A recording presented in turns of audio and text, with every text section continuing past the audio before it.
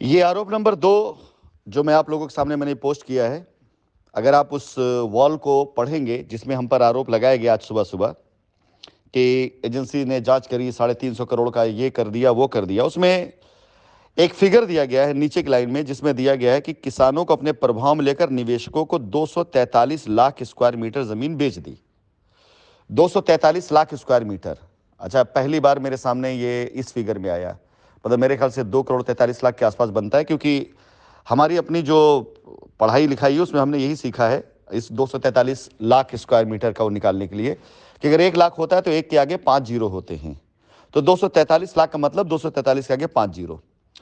चलिए मैं आपको फिर से एक कैलकुलेशन देता हूं। आरोप नंबर 2 में पहला आरोप क्या था? 52.5 लाख स्क्वायर मीटर, वो मैंने आपको ऊपर दिया कि तकरीबन 161 एकड़ के आसपास निकल जमीन आती है। अब आरोप नंबर 2 में आ जाते हैं। 243 लाख स्क्वायर मीटर को अगर हम कन्वर्ट करते हैं स्क्वायर फीट में तो आपके सामने ये फिगर निकल करके आया, करीब 26 करोड़ के आसपास निकल के आया, जो भी है। अब इसको अगर हम स्क्वायर मीटर को अगर हम एकड़ में कन्वर्ट करते हैं तो नीचे कैलकुलेटर दिया गया है एकड़ का, जिसमें आप देखेंगे 243 लाख को हमने मीटर एकड़ में कन्वर्ट किया, 604 एकड़ जमीन निकल करके आती है। अब पहली बात तो हमें बताइए कि हर कोई जानता है, सभी को पता है, सारी तहसीलों को अगर जोड़ लिया जाए तो 600 नहीं 1600, 1600 नहीं 2600, उसके ऊपर की जमीन हमारे पास में आज की तारीख में है। मतलब हजारों एकड़ जमीन की मैं बात करता हूं, जहां 72 प्रोजेक्ट हों तो वहां हजारों एकड़ जमीन है, और यहां 604 एकड़ जमीन की बात की जा रही है कि हमारे पास 161 एकड़ जमीन थी और हमने 604 एकड़ जमीन बेच दी। चलिए हम इस आरोप को भी सही मान लेते हैं, आपके आरोप सही मानते हैं। सवाल मेरा ये है कि ये 350 करोड़ का कलेक्शन किससे हुआ है? वो 52 लाख स्क्वायर मीटर बेच करके या 243 लाख स्क्वायर मीटर बेच करके?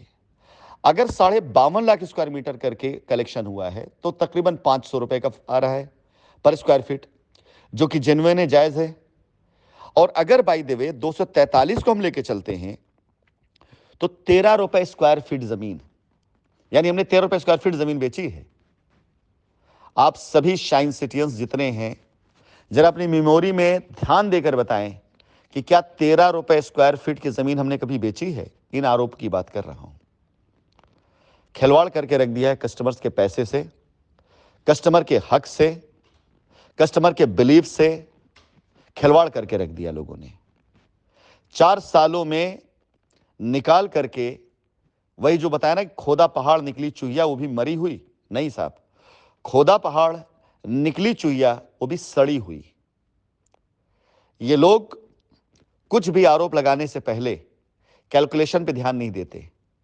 मान लेता हूं ये हमारी कंपनी के पात्र नहीं थे, मान लेते हमारी कंपनी लोग नहीं थे, इनका काम ही यही है, इनका धंधा यही है, लेकिन वो सारे लोग कैसे इनके बहकावे में आ गए जो लोग कंपनी को अंदर से जानते थे?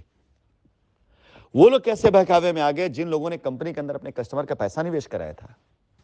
वो कस्टमर कैसे बहकावे में आ गए जिन्होंने अपना पैसा निवेश किया था? पूछते क्यों नहीं इनसे कि हमने ये कैलकुलेशन के लिए जांच नहीं करवाई थी, 4 साल नहीं इंतजार किया था, हमने 68-69 हजार करोड़ रुपए के लिए जांच करवाई थी? पूछते क्यों नहीं इनसे कि 69-70 हजार करोड़ रुपए की जांच के लिए हमने आपको पैसे दिए थे, फीस दिए थे? पूछते क्यों नहीं इनसे? ये दावा क्यों नहीं ठोकते, ये इल्जाम क्यों नहीं लगाते भारत देश की न्यायिक व्यवस्थाओं पर? ये आरोप क्यों नहीं लगाते एजेंसियों के ऊपर? ये आरोप क्यों नहीं लगाते जांच अधिकारियों के ऊपर? ये उन जांच अधिकारियों को जिन्हें ये कहा करते थे कि सपोर्ट कर रहे हैं, उन जांच अधिकारियों जिनके साथ फोटो खिंचवाते थे, उन जांच अधिकारियों जिनके साथ ये बैठ करके चाय पी करके आप एसोसिएट और कस्टमर को ये विश्वास दिलाते थे कि ये इनकी पहचान यहां बहुत अच्छी है, ये आपका पैसा दिलवा देंगे, आज ये कहां चले गए? किसके ऊपर ये उंगली उठाएंगे? आज एक कंपनी पर उंगली उठाएंगे या खुद के आरोप पर उंगली उठाएंगे या जांच एजेंसी पर उंगली उठाएंगे? कहां गया 68,000 और 69,000 करोड़ का आरोप? वो क्यों नहीं सामने आ रहा है? कहां गया दुबई, अफ्रीका, लंदन भेजा गया पैसे का आरोप? वो क्यों नहीं सामने आ रहा है? अरे अगर यही सब कुछ था तो 4 साल पहले कंपनी में क्या बुराई थी? 350 करोड़ का ही मैटर था तो क्या बुराई थी कंपनी में? आपको मैं बता दूं, इन लोगों ने कई ऐसे कस्टमर को मार डाला है, उनके हक खा गए, जिनके पैसे को एसोसिएट लेकर भाग गया है। और अब उस एसोसिएट को बचाने के चक्कर में ये न जाने ऐसे कितने कस्टमर को मार डालेंगे। आपका आक्रोश अब लाजमी है, आपके खून में उबाल अब आना चाहिए।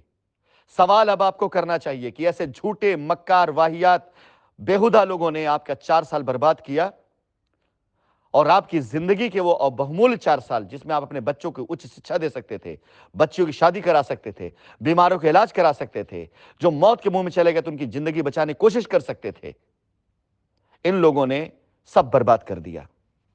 अगर मेरी आवाज आपके कान से आपके दिल तक पहुंचे तो सवाल कीजिए, प्रश्न कीजिए ऐसे लोगों से जिन्होंने आपका वक्त बर्बाद किया है।